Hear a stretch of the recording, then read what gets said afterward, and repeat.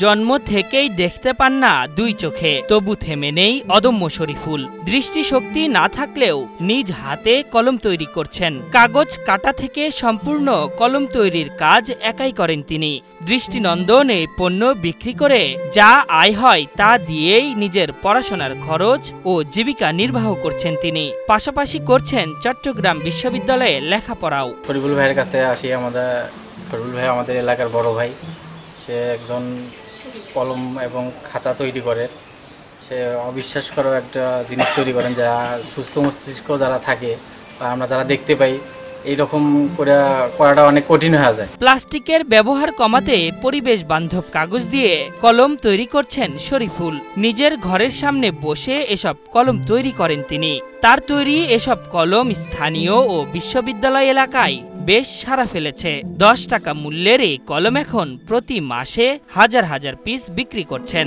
আমরা এখান থেকে খাতা কিনি, এখানে কম দামে খাতা কলম পাওয়া যায়। আর তার সাথে আমাদের পরিবেশ বান্ধব কাগজের কলম ব্যবহার করেন, যেগুলো লিখতে অনেক সুন্দর হয় এবং আমাদের জন্য অনেক সাশ্রয়ী। শুরুতে বাইরে থেকে কাগজের তৈরি কলম কিনে বিক্রি করতেন শরীফুল। পরে নিজেই কাজটি শিখে নেন তিনি। এরপর 2023 সাল থেকে নিজেই কলম তৈরি শুরু করেন। এখন কলমের পাশাপাশি ভালো মানের খাতাও তৈরি করছেন এই অদম্য যুবক। আমি নিজে খাতা তৈরি করে এবং কাগজ দিয়ে কলম তৈরি করে আমি আমার লেখাপড়ার খরচ নির্বাহ করতাম, এখনো করে আসছি।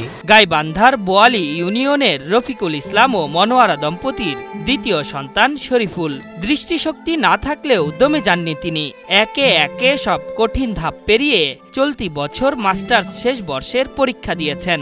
এখন সরকার তার পাশে দাঁড়ালে আরও এগিয়ে যাবেন শরীফুল, এমনই প্রত্যাশা তার বাবা মার। আমার মেজো ছেলে, 3 ছেলের মধ্যে সে মেজো ছেলে শরীফুল ইসলাম।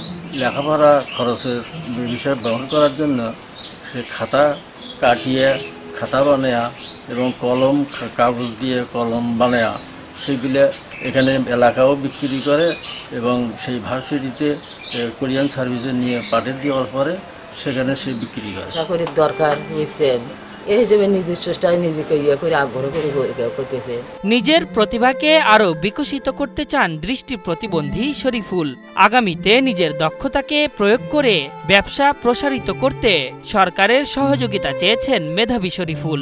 যদি সরকার থেকে আর্থিক সহযোগিতা দেওয়া হয় তাহলে আমি আমার এই শিল্পকে সম্প্রসারণ করতে পারবো এবং অগ্রসর করতে পারবো। শরীফুলকে এগিয়ে নিতে সব ধরনের সহায়তার আশ্বাস দিয়েছেন জেলা প্রশাসনের এই কর্মকর্তা। আমি অবগত হলাম, আমি এখন দেখি ওনার সাথে যোগাযোগ করে উনি কী ধরনের হেল্প চান বা ওনার প্রোডাক্টটা ডেভেলপ করার জন্য আর কোনো হেল্প লাগবে আমরা জেলা প্রশাসন থেকে আমরা প্রয়োজনীয় সহযোগিতা প্রদান করব। দৃষ্টি প্রতিবন্ধী হলেও দমে থাকেননি শরীফুল। সব বাধা ডিঙিয়ে দেশসেরা প্রতিষ্ঠানে পড়াশোনা কিংবা নিজে আত্মস্বাবলম্বী হওয়ার চেষ্টা করে যাচ্ছেন তিনি। সমাজের অন্য সবার জন্য আদর্শ উদাহরণ বলছেন স্থানীয়রা। আশরাফুল ইসলাম, ৭১।